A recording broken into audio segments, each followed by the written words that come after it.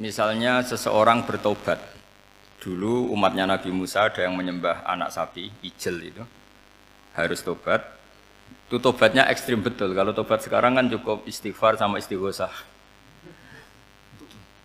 Kalau dulu enggak, liyak tulal bari umingkum al mujrima, yang terbebas dari dosa menyembah anak sapi, membunuh yang terlibat atau pernah menyembah anak sapi. Makanya ayatnya apa? Fatubu ila bari'ikum faqtulu anfusakum. Ya, jadi orang-orang yang pernah menyembah anak sapi itu tobatnya apa? Faqtulu anfusakum. Sebab itu semua ulama berkewajiban menerangkan nasa mansuh. Sampai Sayyidina Ali suatu saat ada mubalek atau ustadz itu ngajar di masjid, ditanya, kamu tahu nasa mansuh enggak? Enggak tahu. Terus kata Sayyidina Ali, berhenti jadi mubalek, lisensinya dicopot. Dicopot, kemudian halakta wa ahlakta, kamu rusak juga merusak. Kenapa demikian? Logikanya begini, semua nabi itu kan panutan. Saya ulang lagi ya, semua nabi itu panutan. Tapi kalau kamu tidak tahu nasaman, so jangan-jangan kamu ikut nabi sebelum kamu, yang nasahnya itu syariatnya sudah apa? Mansukhoh, sudah di nasah. Itu kayak kasus Sunda Wiwitan itu. Itu gak mau punya Nabi Muhammad karena kurang keren, kurang sepuh. Nabinya langsung Nabi Adam. Resikonya adalah beberapa aliran sesat itu, aliran yang kurang benar itu, zaman Nabi Adam kawinan otomatis sama saudaranya. Lalu masa sekarang kita membolehkan kawin sama apa? Kalau sama Nabi Adam mau tidak mau. Karena yang cowoknya ya bin Adam, putrinya binti Adam. Lalu Allah bikin satu sunnah yang suami istri itu harus beda, yaitu satu kandungan itu melahirkan satu pasang. Dan mulai dulu memang pasangannya orang jelek itu orang cantik. Makanya agak sial itu yang perempuan-perempuan itu. Memang mulai dulu gitu. Kalau cantik itu kesunatannya dapat jelek. Gitu. Nanti sama-sama masuk surga. Karena yang cowoknya ibadahnya syukur, yang ceweknya sabar. Itu nanti sama-sama. Nah kebetulan si Qabil itu ganteng sekali Qabil. Berpasangan dengan Labuda itu jelek gembrot, pokoknya tidak cantik. Enggak lah, kebalik. Qabil itu berpasangan sama Iklimah. Jadi Qabil ganteng, punya adik kandung namanya Iklimah itu cantik sekali. Yang Habil itu rapati apa? Berarti yang Habil apa? Ya rapati ganteng, berbarengan dengan Labuda juga rapati cantik. Nah karena tadi ya berarti Qabil bareng siapa? Iklimah, Habil, Labuda. Maka untuk kawin ini nggak boleh satu kandungan. Jadi dulu karena nggak ada perbedaan ibu bapak, mau tidak mau beda. Yang penting beda. Yaitu akhirnya apa? Qabil dapat Labuda, yang Habil dapat Iklimah karena beda kandungan. Itu sudah cukup. Nah, akhirnya kan nggak terima si Qabil. Masa orang ganteng dapat orang jelek. Jadi mulai dulu itu maunya orang ganteng ya dapat orang cantik, nggak terima. Tapi Allah ngatur seperti itu. Akhirnya terjadi percekcokan. Nah, dulu itu semuanya itu religius, sehingga ukuran percekcokannya masih religi, yaitu ya gini saja, kita ngadakan kurban, yang diterima itu ya menang. Ya ternyata dalam kompetisi itu yang menang siapa? Habil. Akhirnya Habil jadi menikahi siapa? Iklimah. Kalau sekarang kompetisinya kan siapa paling kaya ya menang, lebih gampang. Nah kemudian bayangkan misalnya, ya saya ini menerangkan nasa mansuh. Kita semua sering ngomong, sering berkoar-koar, sering menyarankan atau mewajibkan para nabi itu panutan dalam semua perilakunya. Ternyata ada beberapa perilaku yang sudah dinasah atau dihapus ketentuannya oleh syariatnya Rasulullah Shallallahu Alaihi Wasallam. Maka mengenali nasa mansuh itu keharusan dalam ulumul Quran, ya. Makanya Allah mengatakan apa? Manansakh min ayatin aw nunsiha pasti na'ti bi khairim minha aw misliha. Jadi saya nerangkan nasah mansuh itu dua sesi. Satu sesi antar nabi, dua di internal syariatnya apa? Nabi. Sekali saja hari ini tok, sudah setelah itu anggap pinter sudah. Kalau Sudah, jangan tanya lagi. Nah, ada beberapa lagi syariat yang masalah metode. Dulu Nabi Nuh itu dibolehkan oleh Allah saking mangkelnya sama orang kafir. Saya ulang lagi, orang kafir itu kan biadab sekali, nempat buminya Allah, makan rezekinya Allah, kemudian mengkafirkan Allah. Pikirannya Nabi Nuh, orang biadab gini nggak layak hidup, itu pikirannya Nabi Nuh. Kalau dia pakai militer, tidak punya militer, ya pakai langit akhirnya. Pakai kekuatan langit, beliau berdoa, Rabbi la tadzar alal ardi minal kafirina dayyar. Innaka intadzarhum yudillu ibadaka wala yalidu illa fajirong kafar. Ya Allah, mereka ini orang-orang kafir, padahal pakai bumi engkau, pakai rezeki engkau, matikan semua saja. Jangan sisakan satu pun. Karena kalau masih sisa, nanti anak turunnya ya gitu. Gennya gendo ya pasti melahirkan gendo. Gen, wala yalidu illa fajirong kafar. Kalau kamu sisakan pasti melahirkan generasi gendo lagi, kafir lagi. Dituruti sama Allah. Kecuali orang 80 yang ikut Nabi Nuh. Nah, orang 80 yang ikut Nabi Nuh ini selamat karena iman. Maka generasi yang sekarang ini termasuk saya semua ini semuanya turunan orang iman. Maka kita ini punya dua status. Satu, Allah kadang manggil kita ya Bani Adam karena faktanya kita turunan Nabi apa? Adam. Panggilan kedua adalah dzurriyyataman hamalna ma'anu. Orang-orang sekarang itu pasti turunan orang yang ikut perahunya Nabi Nuh. Jadi nasab kita ini sudah steril. Sudah tidak ada nasab lewat kafir karena yang kafir sudah habis. Semua orang sekarang itu turunan Nabi Nuh, yaitu disebut apa? Dzurriyyataman hamalna ma'anu. Yaitu sekitar orang 80. Nah, oleh Allah Subhanahu wa taala syariat seperti ini pernah dituruti, yaitu akhirnya mereka mati semua kecuali orang 80 yang mukmin. Tapi uniknya Allah apa? Era Rasulullah sallallahu alaihi wasallam, nabi kita Nabi Muhammad itu diutus rahmatan lil alamin. Ketika Nabi didustakan, diusir, disakiti, malaikat gunung, beberapa malaikat yang ahli adab spesial eksekutor lah kira-kira gitu. Muhammad, kamu bilang saja ke saya, kalau kamu ingin orang-orang Mekah bujal CS, saya hancurkan.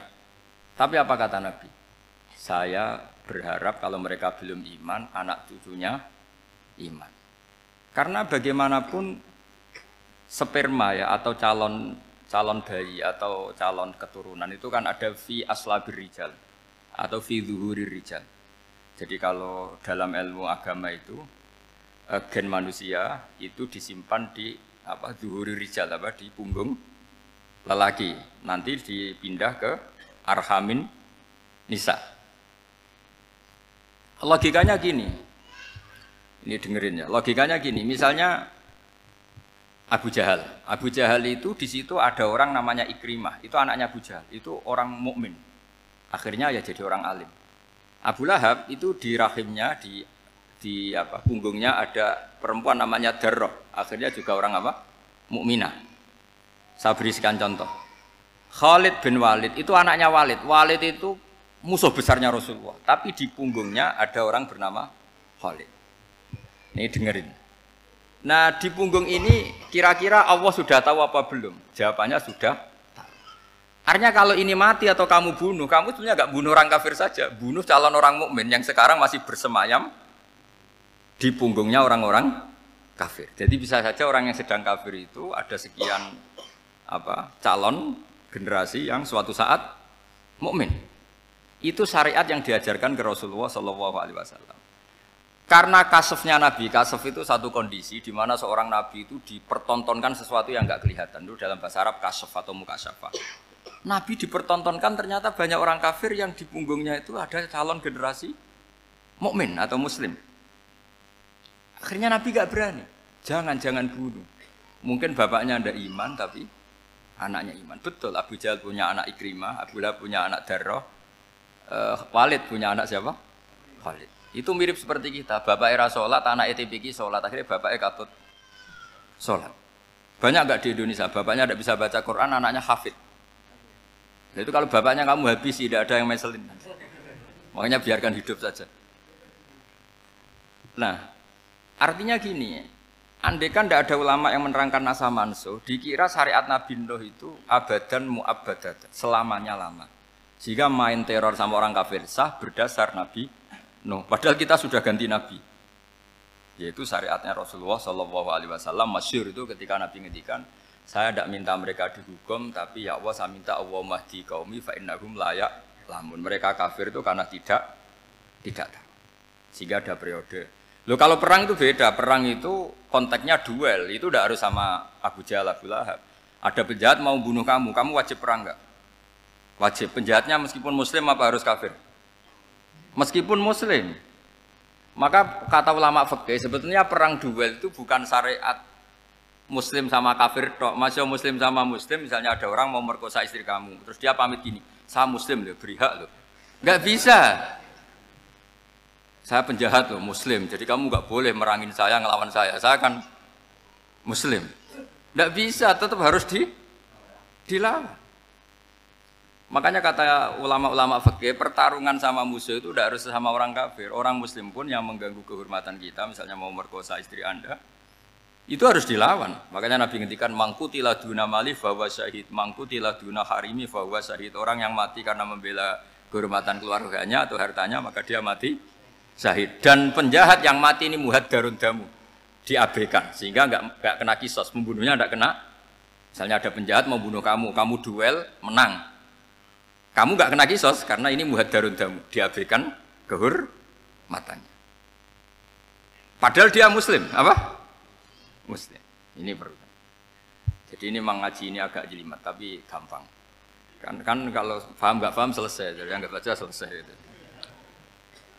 Sehingga kalau enggak ada nasa mansuh, maka orang selalu berpikir, pokoknya yang penting ikut Nabi. Nah itu bahayanya kalau Anda tidak tahu detail, jangan-jangan syariat yang kamu ikuti itu syariat yang sudah berstatus mansukhoh, telah dicabut. Dan itu banyak. Makanya kata Sayyidina Ali ketika ada orang ngajar gak tahu nasa mansuh, halakta wa ahlakta, kamu rusak dan merusak orang lain. Seperti tadi pernah ada kawin itu satu turunan, yaitu era Nabi Adam. Masa kita sekarang kawin sama satu turunan, kan gak mungkin. Ya kan, pernah ada membumi hanguskan orang kafir, yaitu syariatnya Nabi No, itu dihapus oleh syariatnya Nabi Ibrahim dulu. Yaitu Nabi Ibrahim menghentikan apa? Faman tabi'ani fa innahu minni wa man asoni fa innaka ghafurur rahim. Ya, kalau orang ikut saya ya Allah ya pasti golongan saya. Kalau yang masih maksiat, masih balelo, saya berharap engkau ampuni. Akhirnya banyak orang kafir tobat. Coba era Rasulullah itu semua orang kafir Mekah itu kafir. Nabi belum wafat. Itu sudah ada 114.000 mukmin semua. Jadi Nabi menangi mayoritas orang menjadi mukmin dari mayoritas kafir, yaitu disebut wara'aitan nasa yadkhuluna fi dinillahi afwaja. Andai kan Nabi Muhammad pakai syariatnya Nabi Nuh, bisa enggak mengislamkan orang sebanyak itu? Enggak bisa kan? Maka ini penting mengenali nasah mansuh. Jadi periode cara wong Jawa maksud no tuntas. Robila tadar itu, pasot tuntas itu, menghabisi itu habis di periode Nabi siapa? No, syariat itu sudah enggak dipakai lagi. Yang dipakai apa? Faman tabi'ani fa innahu minni wa man asoni fa innaka ghafurur rahim. Lah Nabi Muhammad ini nabi yang kena khitab anit tabi' millata Ibrahim hanifah. Jadi masternya Nabi Muhammad itu mentornya Nabi Ibrahim. Sehingga syariatnya ya faman tabi'ani fa innahu minni wa man asoni fa innaka ghafurur rahim. Tidak syariat Rabbila tadar alal ardi minal kafirina daya. Jelas ya. Jadi mengenali nasa mansuh itu penting sekali karena kalau enggak Anda halakta wa ahlakta, kamu merusak diri kamu sendiri juga merusak orang lain karena menfatwakan hukum yang sebetulnya sudah berstatus mansukh. Hanya berdasar itu kan syariatnya nabi-nabi dulu. Syariat yang apa? Syariat yang enggak pernah terhapus hanya satu, usuluddin, yaitu tauhid, itu sama. Tapi kalau syariat itu beda-beda atau furu'iyah itu beda-beda. Yaitu tadi saya beri contoh era Nabi dulu kalau ada pakaian najis dipotong, dibuang. Era Nabi Muhammad dicuci. Orang kafir dihabisi oleh langit. Era Nabi Muhammad enggak boleh, bahkan didoakan Allahumma hdi qaumi fa innahum la ya'lamun. Di Qur'annya apa? Wa in ahadum minal musyrikin astajaraka fa'jirhu hatta yasma'a kalam Allah tsumma ablighu ma'mana. Jadi kalau ada orang kafir enggak boleh main dihabisin, mereka beri peluang untuk mengkaji kitabullah hatta yasma'a kalam Allah. Kalau mereka sudah berpeluang ngaji, harus tsumma ablighu ma'mana, harus dijamin keamanan.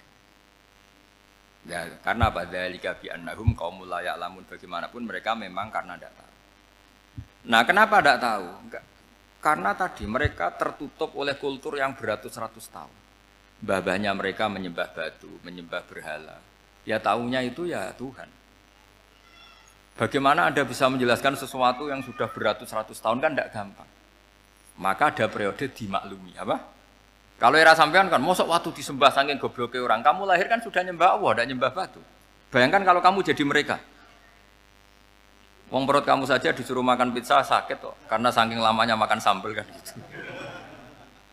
Kamu bilang perempuan Indonesia saja cantik kok, saking lamanya jadi orang Indonesia. Padahal orang Indonesia tanyakan orang Eropa, cantiknya di mana? Kamu lahir di Afrika, bilang orang Afrika itu cantik, tanyakan orang Eropa, cantiknya di mana? Hitam gitu kok. Jadi orang itu pasti terkooptasi oleh sekelilingnya. Orang Afrika akan bilang, wanita Afrika itu cantik. Coba tanyakan orang Eropa, cantik apa enggak? Belas. Orang Eropa yang kulitnya gitu, kata orang Eropa indah, kata sampean. Koyok anaknya kebo katanya, udah jadi. Jadi orang itu akan terkooptasi oleh sekelilingnya. Bayangkan kalau semua orang nyembah berhala, terus kamu enggak, alasan kamu apa? Kan menentang mayoritas. Dan itu berat. Maka dimaklumi oleh Allah, dzalika bi annahum qaumul la ya'lamun fi manah panyeruarah. Nah, pemakluman ini yang mulai sekarang terkikis. Orang main pukul saja enggak mau ngaji. Enggak mau ngaji Quran secara kafah. Jadi fatwanya Islam kafah tapi ngajinya Quran enggak kafah. Ngambil 1-2 potongan ayat dipakai dalil. Jadi Islamnya inginnya kafah tapi ngajinya Quran enggak. Kalau kafah ya hafal 30 juz itu. Kalau mau kafah ya hafal berapa? 30. Makanya saya sering bilang, saya sering dinasihati orang karena belum tahu saya ini hafal Quran. Bapak harusnya Islam itu kafah. Kata saya ya dimulai dari konsep Islam itu kafah dulu, apa ya hafal Quran secara kafah. Jadi ini penting saya utarakan. Bahaya sekali orang mengenali Islam tanpa mengenali nasah mansuh. Karena beberapa syariat Nabi sebelum kita itu berstatus mansukhah. Terus contoh berikutnya. Ini nasah mansuh antar Nabi apa khusus internal Nabi? Antar Nabi aja agak selesai nih sampai subuh aja agak selesai. Contoh yang paling keren mungkin cowok semua senang. Nabi Dawud dulu istrinya berapa? 99. Nah itu kalau masih halal itu kan berarti jenengan tuh punya istri berapa? Wah itu kan ngeri betul. Punya satu aja repotnya gitu, apalagi berapa? Punya 99. Terus kamu bilang gini, ini kan syariatnya Nabi Dawud, Nabi kan bisa diikuti. Pernah ada periode di mana seperti itu boleh. Jadi makanya mau tidak mau, ngenali nasah mansuh itu harus. Kalau enggak ya kamu masih berkeyakinan. Boleh beristri berapa?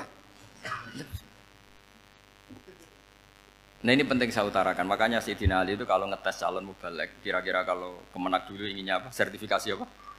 Mubalek. Itu tanyanya gitu, ta'rifun an-nassa wal mansuh, kamu apa tahu nasa mansuh lah?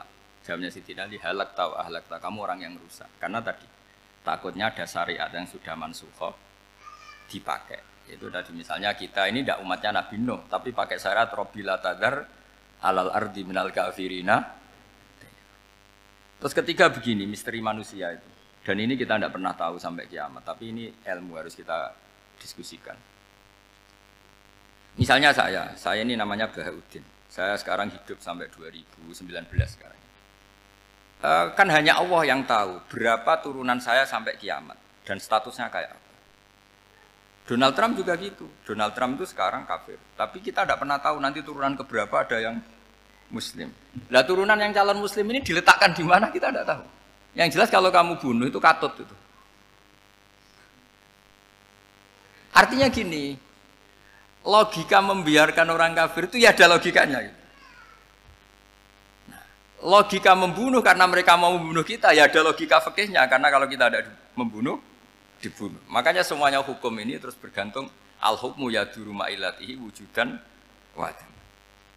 Di sini terus dipertemukan. Makanya semua nabi itu kalau yang namanya membunuh pasti pas perang saja karena ini kondisi yang memang pilihannya hanya dua, kalau nggak dibunuh ya membunuh. Ada duel lah itu. Maka ini butuh kajian fikih dan orang nggak boleh subjektif dalam hal ini. Saya ulang lagi, tidak boleh subjektif karena tadi Orang yang kamu katakan sekarang misalnya Zaid, kamu itu bodoh sekali. Kenapa bodoh? Nggak hafal Quran, nggak pernah kuliah, nggak pernah ngaji. Ternyata Zaid ini bersemayam calon anak yang alim alama hafal Quran. Namanya Umar, tapi masih jadi sperma. Suatu saat Zaid itu punya anak alim alama. Kan banyak orang nggak bisa baca Quran punya anak hafid. Banyak nggak di Indonesia? Banyak nggak petani yang punya anak dekan? Petani punya anak dekan. Yang dekan punya anak naik kelas saja susahnya bukan main. Banyak kan? Nah ketika dibalik nanti ada dekan punya anak goblok, yang petani punya anak dekan, pinter mana? Kita tidak pernah tahu. Makanya ini kan, ya sudah kalau nggak pernah tahu ya bilang saja wallahu alam kan selesai. Daripada keminter keliru kan ada wallahu alam. Makanya cerita favorit guru saya, Kiai Haji Maimun Zubair itu punya apa namanya Kiai Zubair. Itu cerita favoritnya itu ada santri namanya Soleh. Soleh itu alim alama. Orang Madura itu cara berpikir kan kalau kiai saja alim seperti itu apalagi bapaknya. Pas bapaknya main ke pondok, santrinya ada ribuan. Bapaknya main ke pondok itu sholat itu ya gak bener. Gak sesuai sunnah Rasul lah kira-kira gitu. Sudah sholat itu gak bener apa-apa gak bener. Masih ditakwil sama santri Madura karena orang Madura itu kultus. Mungkin khilaf. Khilaf itu satu khusus, pokoknya perlakuan khusus. Suatu saat saking bodohnya orang itu kenceng tuh pinggir musola. Wah ini nggak bisa ditakwil lagi, akhirnya nggak bisa ditakwil tuh nggak. Wah ini sudah nggak bener ini, nggak bener. Singkat cerita santri tadi nggak kuat matur ke kiainya, Pak Yai, jenengan sealim itu kok bapaknya segoblok itu. Kenapa? Ya, dia kencing pinggir musola. Oh bapak saya tuh pinter sekali. Kok bisa? Karena beliau yang memutuskan saya mondok sampai saya jadi alim alama seperti ini. Yang bodoh itu mbah saya. Bodoh itu bahasa ya kan.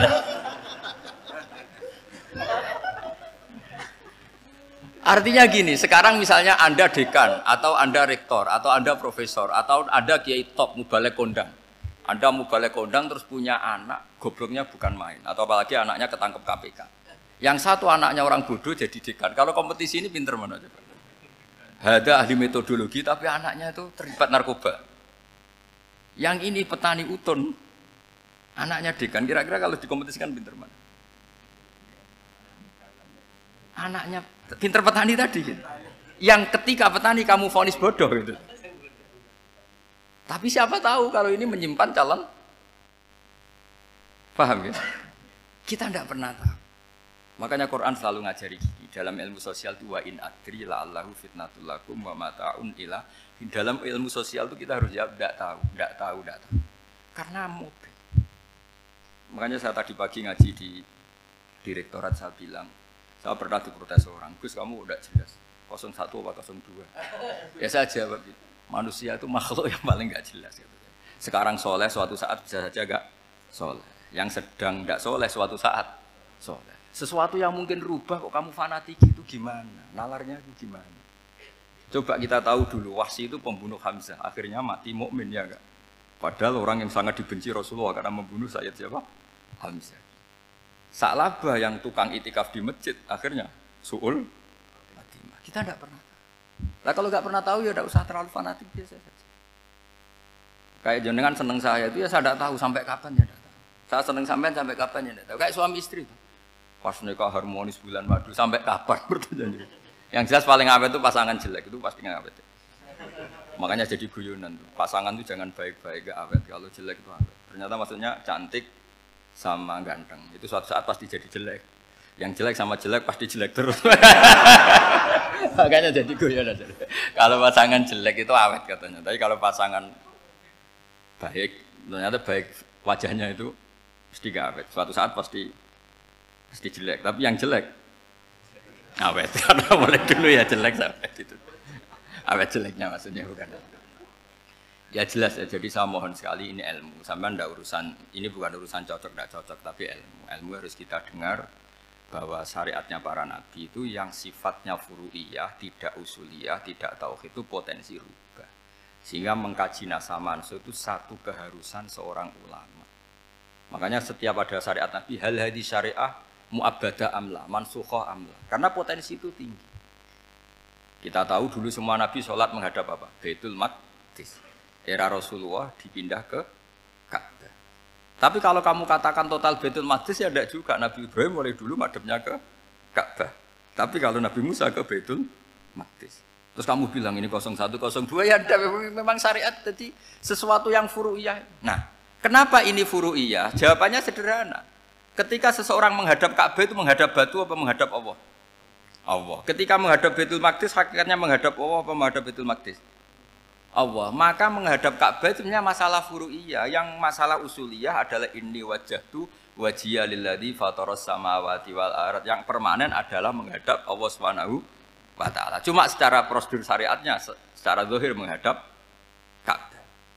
Maka potensi rubah karena ternyata itu furu'iyah, untuk kiblatnya itu furu'iyah. Yang permanen adalah menghadap ke Allah Subhanahu wa ta'ala. Ini pentingnya. Jadi terus sekarang masih antar nabi apa di internal nabi? Ini sudah mau selesai waktunya, sudah habis ini. Internal. Ini sudah selesai, ini sudah pas ini. Mohon Pak Andi. Oh. Jam ini sudah. Sampai mana tadi? Diteruskan apa enggak? Sudah ya, sudah kayaknya sudah. Biar kelihatan cerdas terus. Sekali pertemuan sudah pinter gitu. Berapa? Setengah jam sudah pinter. Gitu. Yang internal Nabi apa antar Nabi? Internal ya, sudah sekarang ke internal. Kalau internal lebih banyak lagi contohnya. Yang masyhur tentu masalah Baitul Maqdis. Dulu Rasulullah pernah sholat menghadap Baitul Maqdis 16 bulan. Berapa? 16 bulan. Kila 17. Pokoknya khilafnya hanya 16 dan 17. Kalau ada bilang 10 bulan berarti gak pernah ngaji. Khilafnya, karena khilafnya itu hanya 17 sama 16. Akhirnya sama Allah diminta, disuruh menghadap ke Ka'bah.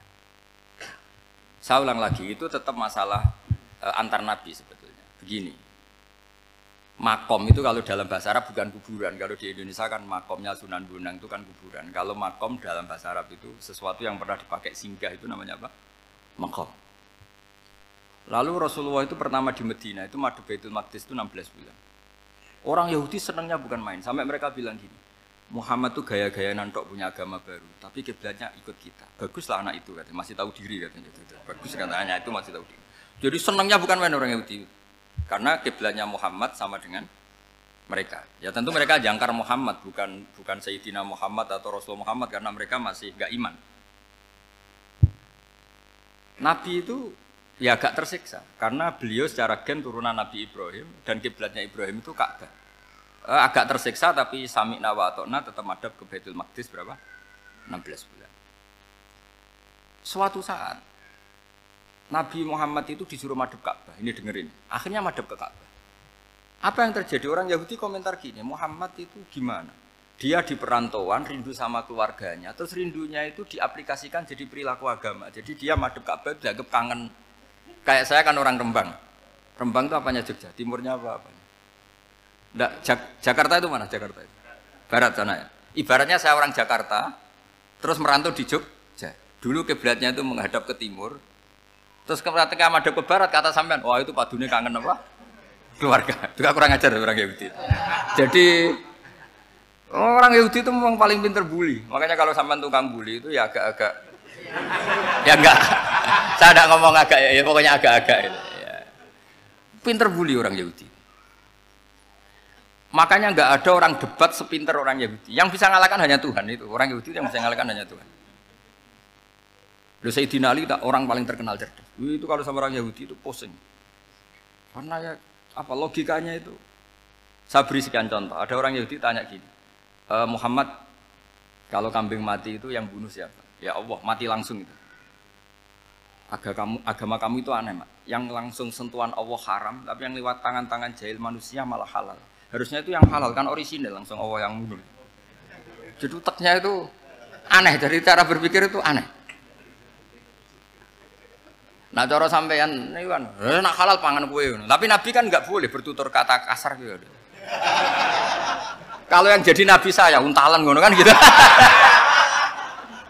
Tapi Nabi kan nggak boleh kasar. Jadi Nabi itu problem karena nggak boleh apa? Kasar. Kalau kita kan gampang, wis nak halal untalan kan selesai apa? Tapi Nabi nggak boleh kasar gitu. Jadi nggak Nabi, nggak sampean itu kan enak. Mau keliru ya pantas, mau apa saja pantas. Karena kan nggak panutan. Kalau Nabi nggak bisa. meluruskan kebenaran itu harus tetap sesuai akhlak.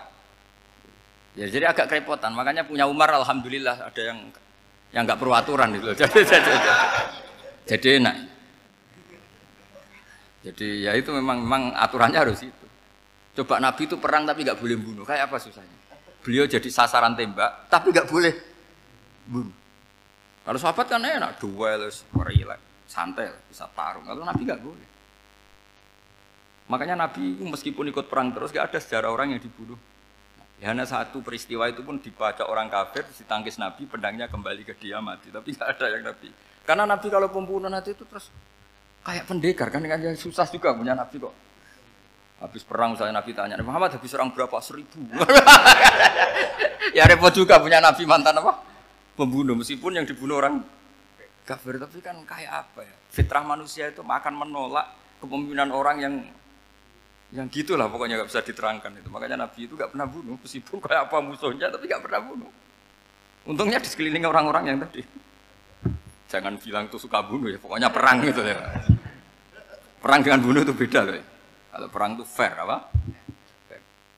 Sampai mana tadi? Nabi Ibrahim ya. Makom tadi saya ulang lagi. Nabi Muhammad menghadap ke Baitul Maqdis itu hanya Allah nuruti. Ini loh Nabi betul. Tahu betul bahwa di antara syariat adalah Baitul Maqdis. Karena semua Nabi pernah berkiblat Baitul Maqdis. Tapi Nabi ketika menghadap ke Ka'bah, Nabi juga dibilangin sama Allah. Ini loh syariat yang benar. Karena Ka'bah juga kiblat sing a'taku. Lebih tua ketimbang Baitul Maqdis. Maka disebut Ka'bah Atiqah. Ilal Baitil Atiq. Kalau Quran bahasakan Ka'bah apa? Wal yatawafu bil Baitil Atiq. Atiq itu tua sekali. Ya sudah. Ketika berstatus tua itu orang Yahudi seneng, mergo roh kelirune Muhammad. Mereka nantang, Muhammad ayo debat terbuka. Nabi rawuh. Bagaimana Anda bilang Ka'bah itu kiblat tertua? Wong Ka'bah itu pertama yang menghadap sana itu ya kamu. Semua Nabi menghadapnya ke Baitul Maqdis. Terus Nabi Muhammad mulai berargumentasi ilmiah tadi. Enggak, Ka'bah itu kiblatnya Ibrahim. Jadi Ibrahim dulu itu yang mulai dulu kiblatnya itu di Terus orang itu tanya, buktinya apa? Terus dijawab, fihi ayatum bayinatum maqam Ibrahim. Ternyata di situ ada jejak kakinya Nabi Ibrahim, yaitu batu yang diinjak beliau ketika bangun Ka'bah. Itu argumentasi ilmiah. Lah barang orang Yahudi kehilangan ilmu, itu gobloknya orang Yahudi. Makanya yang bisa mengalahkan Yahudi hanya Allah Subhanahu wa taala. Wong Ibrahim saja golongan kita, pengikut kita. Ibrahim itu pengikut Yahudi.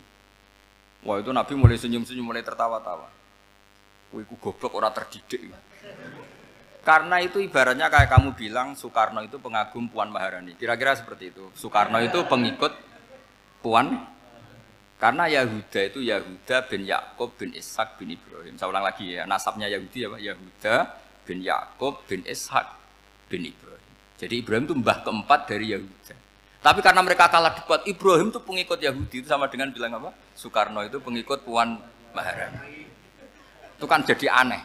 Atau Gus Dur pengikut Mbak Yeni, atau Basim Asari pengikut Mbak Yeni, itu kan aneh.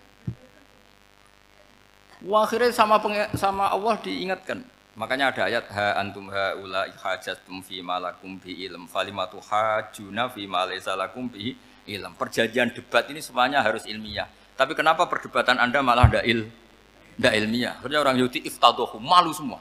Wah, semuanya Muhammad itu satu-satunya kekalahan orang Yahudi.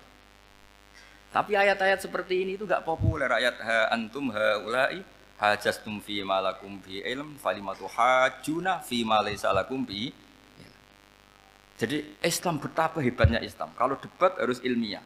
Dan Kanjeng Nabi menantang, ini perjanjian kita debat ini ilmiah. Kenapa sekarang jadi tidak ilmiah? Yaitu kamu mengatakan Ibrahim itu pengikut Yahudi, padahal Ibrahim dengan Yahudi itu dulu Ibrahim. Makanya Yesus kalah, mat. Tapi tetap ra Islam. Tapi nah, makanya terus Ka'bah dibuktikan ketuaannya lewat apa? Fihi ayatum bayinatum maqamu Ibrahim. Itu bukan makam kuburan. Karena makamnya Nabi Ibrahim tetap Hebron, tengguni Palestina. Kira-kira itu Palestina. Jari Israel yo ning Israel, mbok lah menang di. Jari ning Israel yo ning Israel, jari Palestina ning. Saya pernah ziarah ke sana di Hebron. Di makamnya Nabi siapa? Ibrahim. Jadi jelas ya. Jadi nasa mansuh itu ketentuan yang dikehendaki Allah Subhanahu wa taala untuk menguji loyalitas manusia, menanggalkan semua akalnya. Makanya saya mohon sekali siapapun yang ngaji saya dimanapun, sekali-kali manusia itu harus menanggalkan akalnya. Sekali Anda pakai akal, maka Anda akan ingkar dengan nasa mansuh. Nasa mansuh itu hukum yang direvisi, yang dibatalkan. Makanya orang Yahudi lagi-lagi pinternya orang Yahudi. Merovokasi orang-orang yang Islamnya belum kuat, diprovokasi gini. Ungzuru ila Muhammadin tahayyara fi din yukhillu yawman wa yuharrimu ukhra. Lihat itu Muhammad, dia kebingungan cara beragama. Kadang bilang A, besok bilang B. Jadi nasa mansuh dianggap satu bentuk kebingungan. Gak kurang ajar tapi.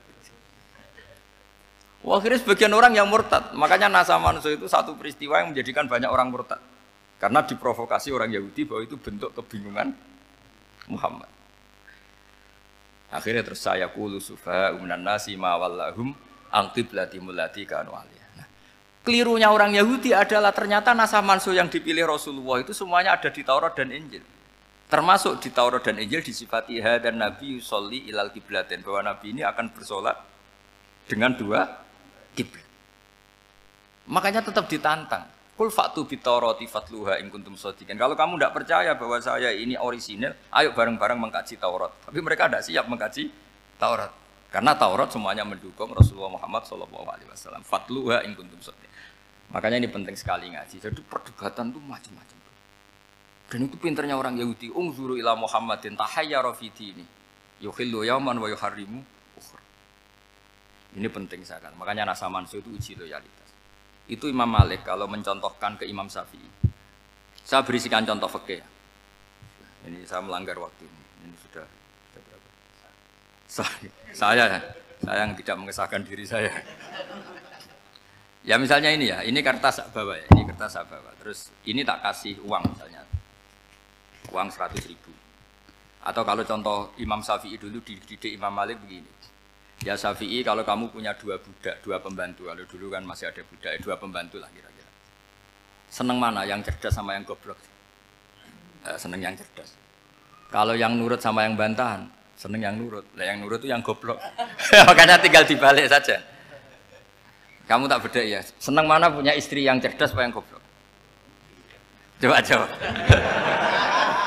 Atau ibu-ibu, mbak-mbak ini, seneng mana punya suami yang cerdas atau yang goblok? Kalau cerdas gak bisa diakali, tapi goblok nurut tapi ya kadang di sini kan di sini. Nah, itu kan antar manusia. Masalahnya kita menghadapi Allah Subhanahu wa taala yang semua kita pasti bodoh.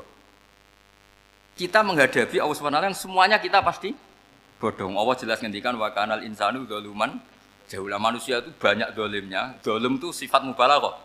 Kalau orang dolim sekali dolim, kalau sering zalum, kalau jahil biasa jahil, kalau banget jahili jahul. Bahasa Arab kan gitu memang. Ghafir, pengampun biasa. Kalau ghafur selalu mengampuni. Syakir, makanya sifatnya Allah Ta'ala ikut wazan fa'ul semua. Ghafur, syakur. Atau diikutkan wazan fa'al.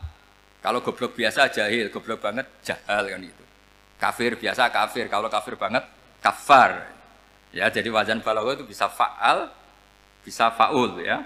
Kafirin, kafar atau kafur. Paham ya? Malah ngaji nahwu. Ya, tapi ini memang perangkatnya ya. Ini kan perang mau tidak mau. Makanya misalnya Allah tidak suka kulla kafarin banget kafir ya, Pak. Paham ya? Kulla khawanin banget khianate. Kalau khain khianat biasa, kalau khawan sering khianat. Lah manusia itu kata Allah apa? Zaluman. Wis banget dolime, banget bodoh. Itu kalau yang ngarang hikam mencontohkan tuh gini, manusia itu pas bener saja salah, apalagi pas salah. Jadi manusia itu kata imam yang ngarang hikam itu, man itu kanat mahasinhu masawiyah, fakih fala takunu masawihi masawiyah. Ketika baik saja buruk, apalagi ketika buruk. Coba kalau ada orang dermawan sama teman-temannya, tanyakan istrinya, duit dihambur-hambur, disekno konco ngalono bojo. Mesti gitu. Teman yang sering silaturahim ke teman-temannya, kata temannya baik, senang silaturahim, tanyakan istrinya, oh meninggali wong. Jadi manusia pas baik saja ada buruknya, apalagi pas buruk. Makanya dulu bapak saya ngajarin saya istiqomah ya apik, tapi kadang-kadang nak keterusan itu ora istiqomah ngangkangi orang dia tidak punya kesempatan. Misalnya ada imam masjid, imami terus sampai tua sampai mau mati. Itu istiqomah apa ndak memberi peluang yang lain? Ndak jawab aja. Jadi itu manusia. Jadi pas baik saja buruk, apalagi pas buruk. Kayak saya gini di sini ngajar baik, tapi saya ada ndak sopannya harus di atas. Padahal banyak orang sepuh, ada Pak On, ada beberapa yang kan terpaksa nggak sopan. Tapi sampean yang nyuruh, berarti sampean yang dosa. Kemarin-kemarin saya minta di bawah supaya ganjaran saya utuh, ini gara-gara begini ganjaran saya ini agak terkredit apa terdebat itu karena itu. Saya teruskan. Jadi manusia itu punya sisi itu karena manusia itu dzalum dan apa jahul. Wa kanal insanu dzaluman. Problemnya ini ngadepi Allah yang selalu pinter, yang kita selalu bodoh. Misalnya gini, kamu ditanya Allah. Ini contohnya Imam Malik. Ikla hadi sokhroh fa inna tahtaha dhahaban. Coba bongkahan batu itu kamu angkat, di bawahnya ada emas. Lalu budak yang pinter berlogika, oh disuruh buka itu karena ada emas toh. Berlogika. Kalau budak yang goblok enggak, ya disuruh ya diangkat saja. Ada emas apa enggak karena perintah ya diangkat. Yang satu nurut karena perintah, yang satu nurut karena ada emas, ada sesuatu. Logikanya suatu saat Tuhan tuh hanya bilang gini tok. Iklak hadis sokhroh, batu itu angkat. Yang nurut, yang goblok permanen tadi, kan langsung ngangkat. Yang pinter, ini ada apa lagi Gusti kok harus diangkat? Ya gak ada apa-apa, nyuruh saja kata Allah gitu. Wah, tidak bisa, sesuatu harus ada alasannya. Itu kira-kira mangkel loh, Pak? Oh mangkel. Nah. Logikanya manusia seperti itu. Makanya dua murid pinter, di rakyat pinter, presiden ya susah mesti demo. Goblok ya susah di sini-sini uang. Ini kan nggak ada pilihan. Memang manusia itu nggak ada pilihan. Nah sekarang masalahnya gini di fikih ini saya kembali lagi ke fikih.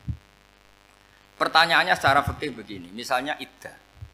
Iddah itu seorang perempuan ditinggal mati suaminya atau ditinggal atau cerai. Itu kan ada namanya apa? Iddah. Iddah itu memastikan apa tujuannya? Memastikan rahim itu steril dari mani atau sperma zaut awal. Supaya nanti kalau dinikah orang lain tidak terjadi ikhtilatul nasab. Oke, berarti iddah kita beri argumentasi secara ilmiah li baro'atir rohmi. Jadi misalnya Zaid menceraikan istrinya Sri dalam keadaan masih bisa haid. Iddahnya 3 kali masa suci. Wal mutallaqatu yatarabbasna bi anfusina salah satu guru. Lalu karena secara teori medis kalau haid berarti bukti tidak hamil. Apalagi kalau haidnya terulang-ulang sampai 3 kali pasti tidak hamil. Sehingga kalau nanti dinikahi orang lain, pasti kalau ada anak, ya anaknya zaud sani atau zaud kedua. Berarti alasan iddah li baro'atir rohmi. Oke, kita sok pinter, sok bijak. Pertanyaannya adalah, sekarang sudah baru 1 bulan, suaminya di Malaysia, nggak pernah ngumpuli. Dicek di medis juga berbukti tidak hamil. Apakah boleh tanpa iddah? Semua ulama mengatakan tidak boleh. Tapi ini kan rahimnya jelas bersih. Ya karena iddah itu nuruti perintah pangeran, pokoknya tetap iddah.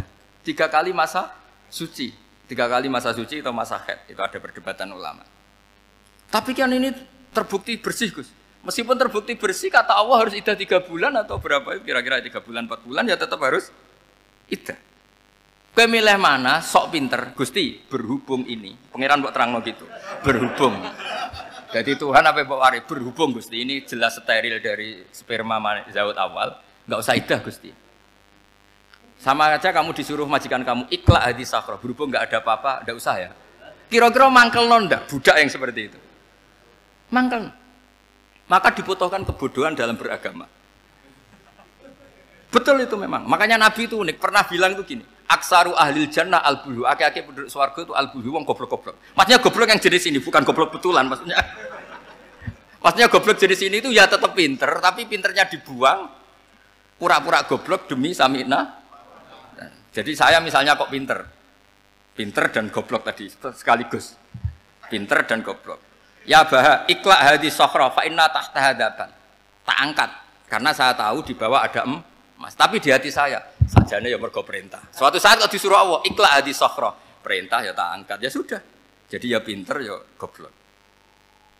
Saya tahu namanya perintahnya Allah pasti ada hikmahnya. Hikmahnya iddah adalah li baro'atir rohmi. Tapi hikmahnya jadi kawula adalah nurut perintah Allah, cek tahu alasannya maupun tidak. Tidak. Lah di sini ada illatul hukmi untuk membangun kecerdasan, tapi ada loyalitas untuk membangun ubudi, ya bahwa kita ini kawula roh tetap loyal. Makanya tadi pagi saya cerita Sayyidina Umar. Sayyidina Umar kayak apa cerdasnya?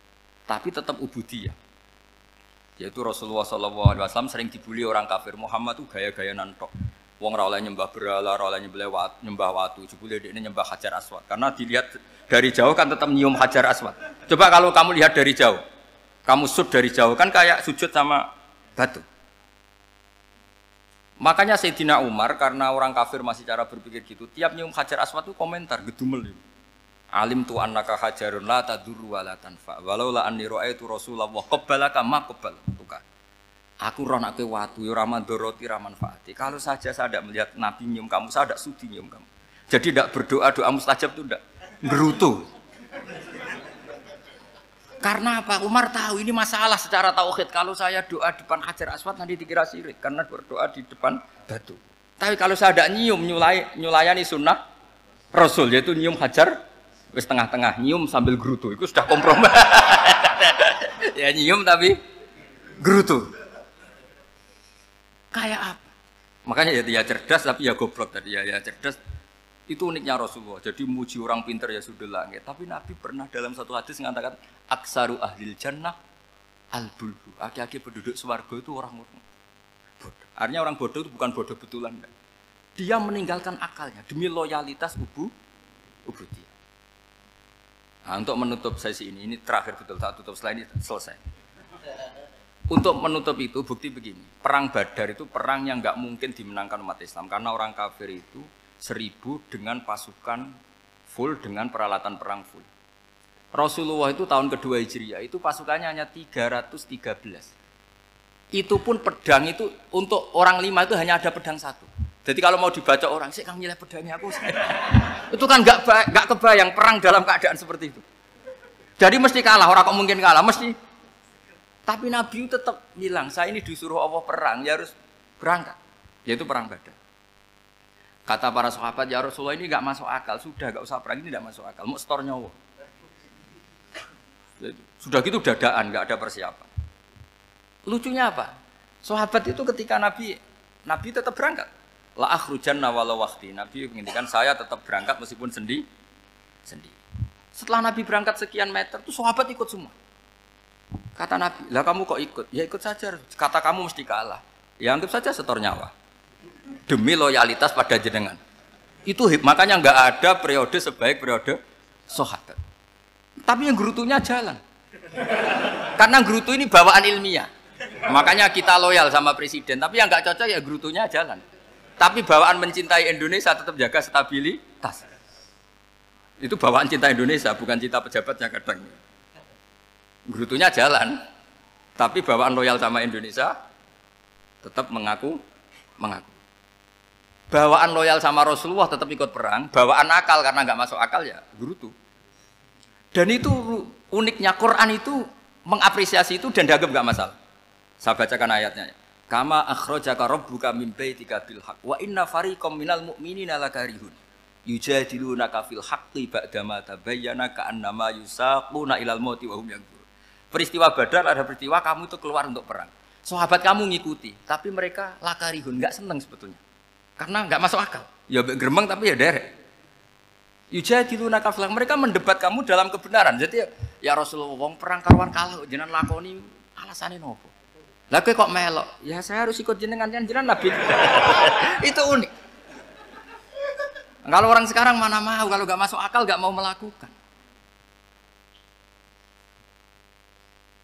Coba misalnya istri kamu belajarnya dikurangi, anggap saja petualangan latihan hidup di masa lalu, nggak mau. Padahal petualangan itu hal yang indah. Petualangan itu kan hal yang indah, kan nggak mau. Oh ngirit aja alasan. Tapi lucunya kalau dijak camping bermiskin-miskin di hutan mau. Karena karpe dhewe, tapi suami yang ngongkon. Ayolah seminggu ini kita model miskin, anggap saja petualangan masa lalu. Nggak mau. Karena pinter, apa? Coba kalau bodoh. Ya ngono ya apa-apa Mas. Tapi resikonya nak bodoh, pas kamu sakit ya dibiarin. Karena dia melihat sakit kan biasa, namanya manusia. Jadi Makanya ini pilihannya susah, hidup itu maksud saya makanya ini. Jadi uniknya Quran gitu, Quran itu membolehkan psikologi manusia. Makanya Allah ngendikan kutiba alaikumul qital wa huwa kurhul lakum. Ya saya tahu kamu tidak suka perang. Allah yang ngakui wa huwa kurhul, enggak apa-apa. Tapi ketidaksenangan kita harus dilawan demi mengikuti Allah dan misalnya perempuan Allah juga gitu, wa ashiruhunna bil ma'ruf. Gauli istri kamu muamalah secara baik. Kata Allah fa in karihtumuhunna fa asa an takrahu syai'a wa ja'alallahu fi khairan katsira. Mungkin ada watak yang kamu tidak suka, tapi di situ ada kebaikan. Allah ngaku yang namanya suami mesti ada watak yang enggak suka dari istrinya. Juga sebaliknya lebih banyak lagi yang suami istri kamu tidak suka watak kamu. Juga enggak suka hidung kamu, wajah kamu banyak lah enggak disuka. Tapi demi kestabilan negara suami istri ini, mereka loyal, justru itu bagus. Maka jagalah ilmu, juga jagalah loyalitas. Itu yang perlu saya utarakan. Jadi makanya agama ini dibangun dua. Satu kecerdasan hikmah, yaitu ya al-hukmu yaduru ma'ilati wujudan wa adaman. Tapi juga ada ubudiyah, bahwa agama ini milik Allah. Maka sami'na wa ata'na. Karena begini logikanya, saya ulang lagi masalah batu. Iqla' hadis sokhra fa inna tahta hadaban. Terus saya angkat. Pembantu saya ngangkat. Dia saya gaji atas nama apa? Nurut kan? Atas nama menemukan emas apa atas nama nurut? Nurut, karena emas itu juga penemuan saya, milik saya. Ngangkat batu yang nggak ada emasnya juga atas nama nurut. Jadi rapot yang saya berikan ke pembantu saya itu tentang nurut dan tidak nurut. Saya kan tidak peduli dengan cerdas dan tidak cerdas. Itu kan tidak sesuatu yang menguntungkan saya. Nah Allah juga gitu. Kecerdasan kamu, pinter kamu itu tidak menguntungkan Allah Subhanahu wa Ta'ala. Karena Allah itu tidak butuh pinter kamu, cerdas kamu. Allah hanya butuh mental ubudiyah kamu. Makanya Allah mensifati nabinya hanya subhanalladzi asra bi abdihi, karena status tertinggi manusia adalah sifat kehambaan. Makanya ya Tuhan nafsul mutmainnah irji'i ila rabbiki radiyatan mardiyah fadkhuli fi ibadi. Berstatuslah sebagai hamba baru wadkhuli jannah. Nah, kalau kamu berstatus hamba ya harus baik, enggak usah kalian bantah. Coba kalau kamu rasional, ya Allah kenapa bikin surga nanti-nanti? Engkau kan bikin sekarang, ngapain repot-repot nanti? Jadi kacau semua agama. Makanya yang perlu didahulukan adalah status ya Tuhan nafsul mutmainnah irji'i ila rabbiki radiyatan mardiyah fadkhuli fi ibadi. Masuklah berstatus sebagai hamba saya. Khasnya hamba tadi, ya cerdas karena semua yang diperintahkan Allah pasti ada hikmahnya. Tapi kecerdasan ini kadang kita tinggalkan demi loyalitas ubudiyah. Assalamualaikum warahmatullahi wabarakatuh.